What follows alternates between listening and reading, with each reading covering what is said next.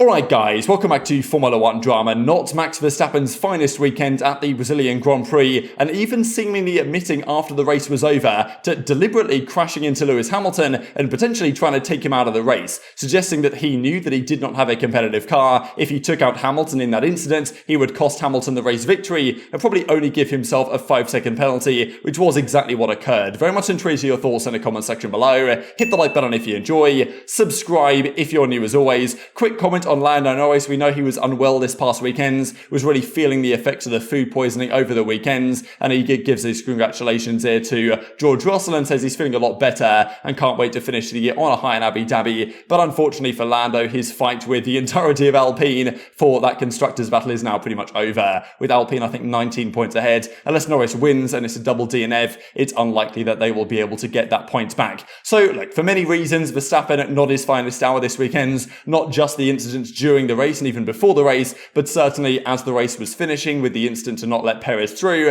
and all the complications this has created. Remarkable to think about the fact that going into the final race of the season with Mercedes coming together and having all this camaraderie and confidence and ambition and energy going into next year, Ferrari going through their own chaos of potential changes to their team principal position, it's Red Bull, the team that should be sitting pretty at the top having won both championships, that's going through all the chaos and all the drama. It's maximum PR protection mode from Christian Horner to say that, yeah, these guys are still getting along and it's all sunshine and rainbows within that camp at Red Bull, despite the fact that clearly this resentment might be harbored for rather longer than people expected. And, is Verstappen acting like the team principal and the CEO of Red Bull Racing as well as their number one driver? And is that a serious problem for the team dynamics going forwards? But even before all that drama, which has been discussed at length, this was the incident after the safety car restart a few laps into the race between Max Verstappen and Lewis Hamilton. It was deemed by the officials to be Verstappen's fault. They gave him a 5-second penalty. It was kind of a racing instance in my opinion, but there was a good reason why they gave Max the penalty based on what the rules say. So this is some of the footage actually from the helicopter I suppose here. So this is going into turn 2. Verstappen was ahead briefly because he braked very deep into turn 1 to get the inside line for turn 2.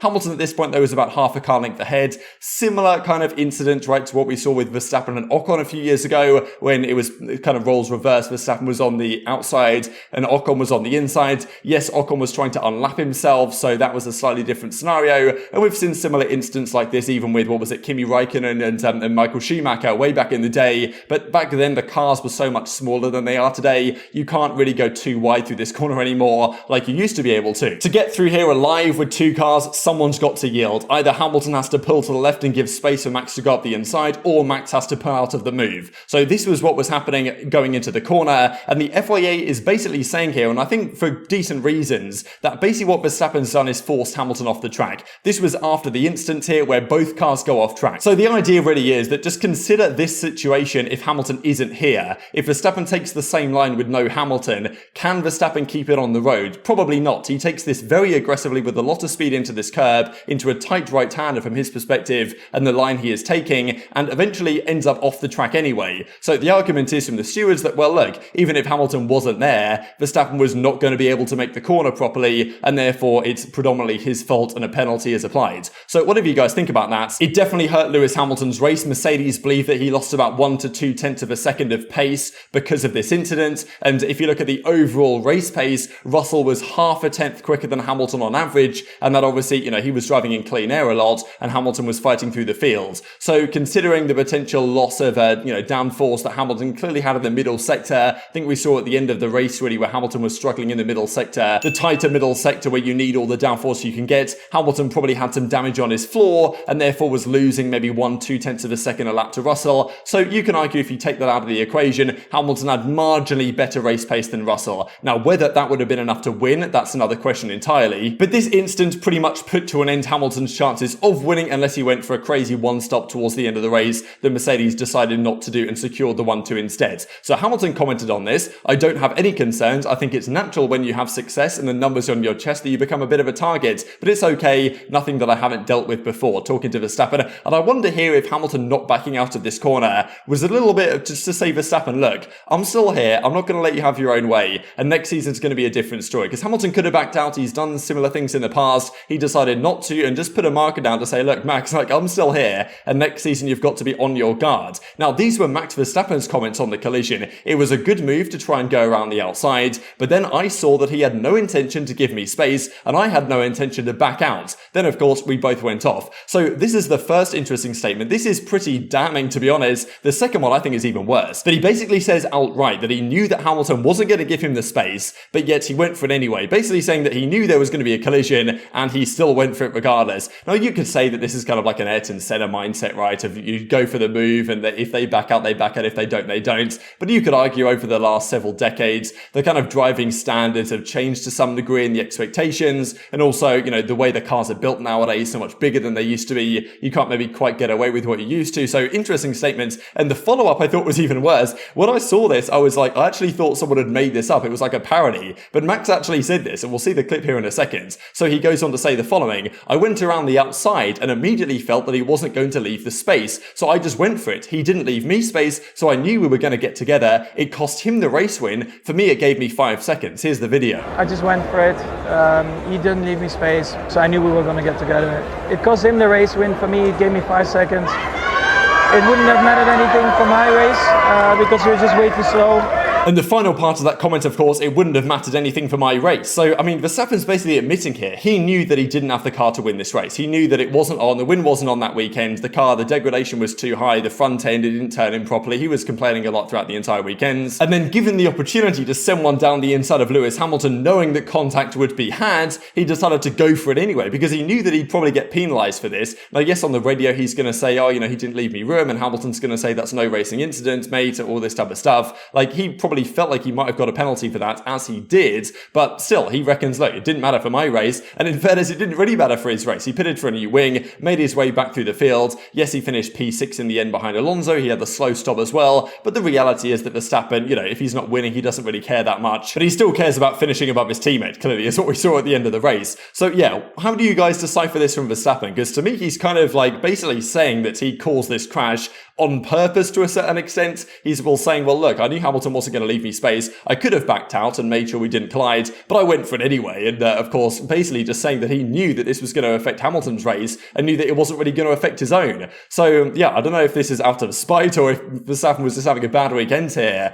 but it did affect Hamilton's race, right? Because if Hamilton gets through this corner no problems, you know, theoretically he keeps up with George. George obviously had a phenomenal weekend and was probably not going to lose the race anyway, but Hamilton, considering the damage, probably had marginally faster pace and therefore might have been able to win the race. Verstappen probably thinks that he might well have won the race if not for this collision, because he says, you know, it cost him the race win, gave me 5 seconds. So yeah, man, I don't know what to say anymore. It's not the greatest weekend for Mr. Max Verstappen. And I mean, look, this is also another big storyline going into next season, because I saw people joking around, and maybe understandably so, that look, when Christian Horner comes on the radio next season and says, hey Perez, hold up Hamilton, right? And he sits there being like, you know, no, I don't think I will, the Captain America meme, because, you know, why would Perez do his all to thank Verstappen and it will help him out after putting Verstappen's race above his own countless times in the last couple of seasons? Why would he bother doing that again with the trust and respect that probably has been lost there? And will Verstappen, you know, regret this decision to potentially sour that relationship with Perez and also with his fans? Because next season, Mercedes are probably going to be a force. They've got their car back in business. I'm sure their ambition and motivation is practically at an all-time high right now to get back to the top. They've clearly still got the driver pairing. They've clearly still got the team and hopefully the car behind them if they want to compete at least. And having Russell and Hamilton, as what was it, Toto Wolff said, both alpha drivers next season up against Verstappen. Like this year, Verstappen's, you know, real opponents have been Ferrari briefly, but Ferrari were their own opponents, right? So Verstappen hasn't really had to fight that many people for his victory this season. Next year, if he's P2 and it's Hamilton P1, Russell P3 with equal cars, his life got a lot more difficult. And if he doesn't have Perez as his proper sidekick, like his chances of winning next year's championship diminish significantly. So I do wonder if next season, like, he'll come to regret this, because, you know, Mercedes know what they're doing. They've probably got the best driver pairing on the grid, I would say, right now in terms of pure pace and potential. And if they've got the car as well, then Verstappen has a real challenge on his hands next season to compete with that. And like, under pressure, sometimes we know that Verstappen can make some questionable decisions. And even Perez, like, look, they're on full PR mode, Red Bull right now, and Perez is saying, I'm sure they can behave like grown-ups after the controversy. And even Christian Horner went on to say, like, look, they've they've resolved the issue, they've discussed it internally, but I'm sure that it's only a matter of days until Helmut Marko says something spicy. And even, I think it was it Max Verstappen's mother? She posted something on Instagram implying that Checo cheated on his wife in Monaco. I hadn't even heard of this rumour, but apparently there was a rumour at Monaco that not just did he like crash the car deliberately, but also that he cheated on his wife or something. I hadn't even heard of that.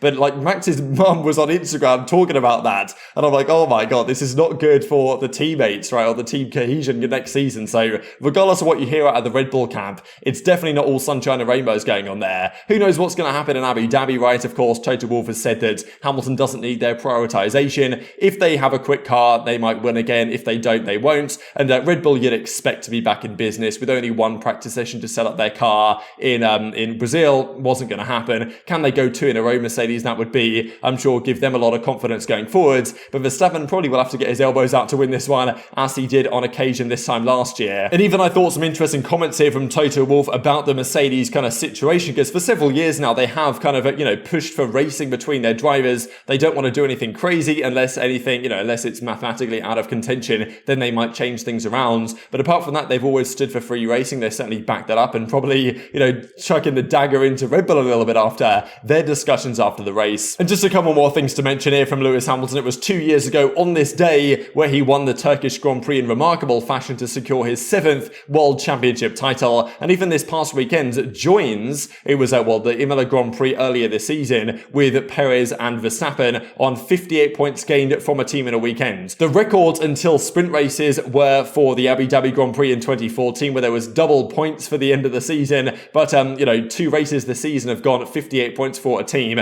So Russell won the sprint race. Hamilton was 3rd, and then it was a 1-2 in the race with Russell fastest laps. That gave 58 points. I guess the maximum there is 59 if they'd have got a 1-2 in both the sprint and the real race as well. But very much enjoyed your thoughts in the comment section below. Hit the like button if you enjoyed. Subscribe if you're new. Take care, and I'll see you next time.